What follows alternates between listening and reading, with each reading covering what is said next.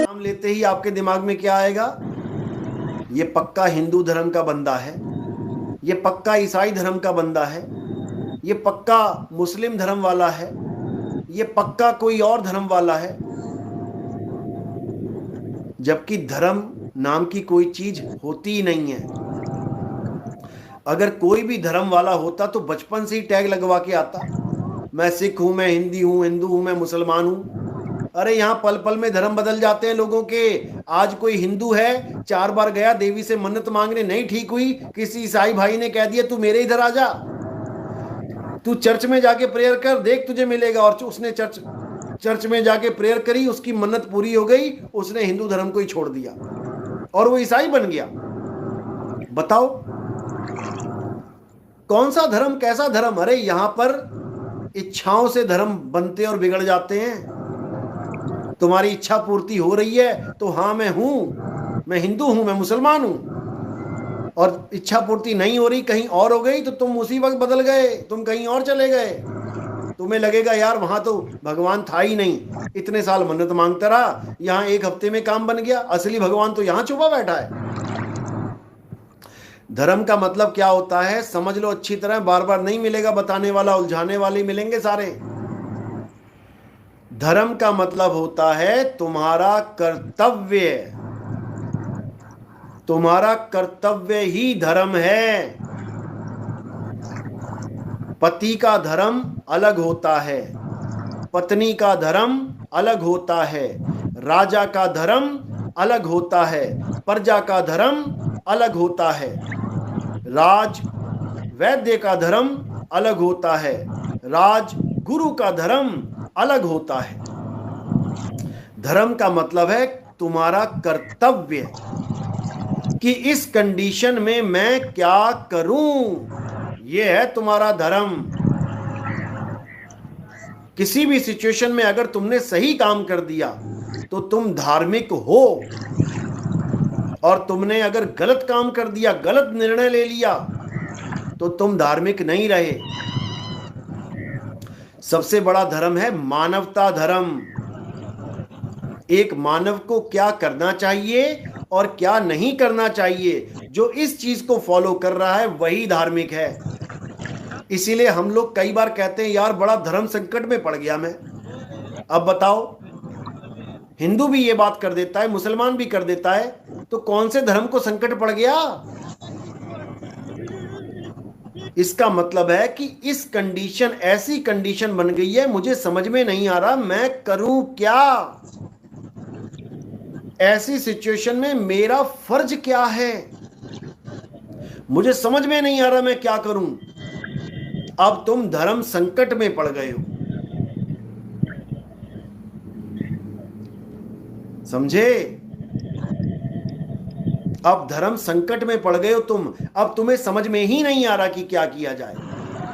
अब जो तुम्हें सही ज्ञान बता दे कि अब बेटा क्या करना है, समझो वही असली धार्मिक बंदा है तुम्हारे जीवन में। और कोई कहे कि मंदिर चले जाना, मस्जिद चले जाना, गुरुद्वारे चले जाना, यहां चले जाना, वहां चले जाना, वो धर्म के नाम पे धंधा खोल के बैठा है भाई। कुरान पाक में, कुरान पढ़ोगे उसमें यही सब बता रखा है कि तुम्हें क्या करना चाहिए, क्या नहीं करना चाहिए। और ये सब बताया गया है अरब देश के हिसाब से, जो अरब देश में उस समय जैसी कंडीशंस थी, वैसी कंडीशंस के हिसाब से सारे नियम बता दिए गए।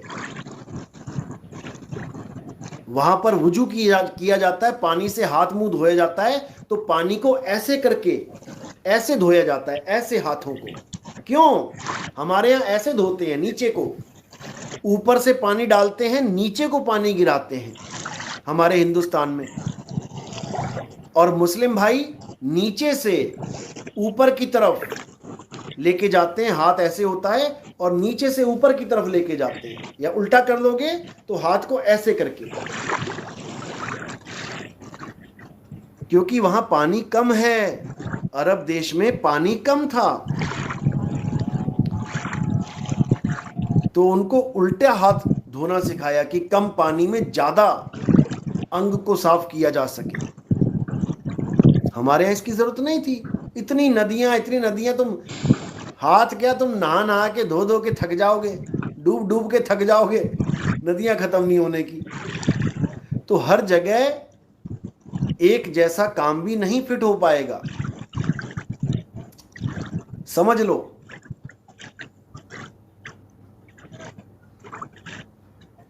अब मुसलमानों में पैजामा थोड़ा सा ऊपर पहनते हैं ये लोग, देखा होगा, ऊंचा पैजामा। क्यों? ताकि पेशाब करते हुए पानी के छींटे ना पड़ जाएं।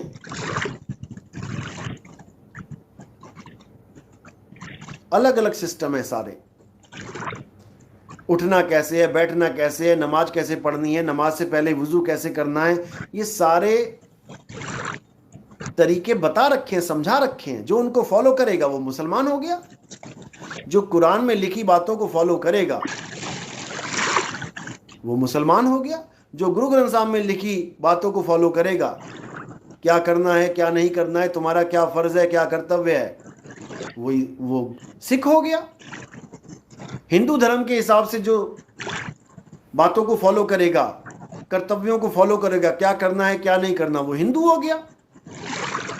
हिंदू धर्म में लिखा है कि जो मांस खाएगा, शिव महापुराण उठा के देखो, उसमें 7 प्रकार के नरकों का विवरण है। जो बकरी का मांस खाएगा उसको कौन सा नरक मिलेगा, जो मुर्गी का मांस खाएगा वो कहाँ जाके धक्के खाएगा, जो शराब पिएगा उसको कौन से नरक में डाला जाएगा। ये तुम्हें कोई पढ़ाने वाला मिलता ही नहीं है। तुम्हें तो बस गांजा पिलाने वाले मिल रहे हैं। भोले शंकर का प्रसाद है, बाबा लोग सारे हरिद्वार में बैठे हैं, गांजा सप्लाई कर रहे हैं, जाओ गांजा लेते रहो उनसे। उनका भी धंधा चल रहा है, तुम्हारा भी धंधा चल रहा है।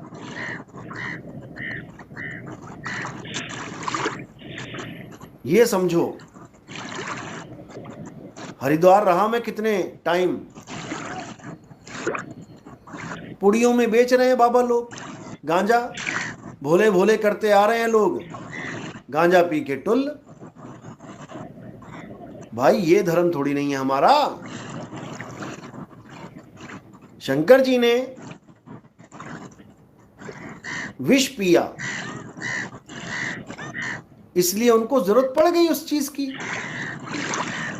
तुमने क्या पी लिया?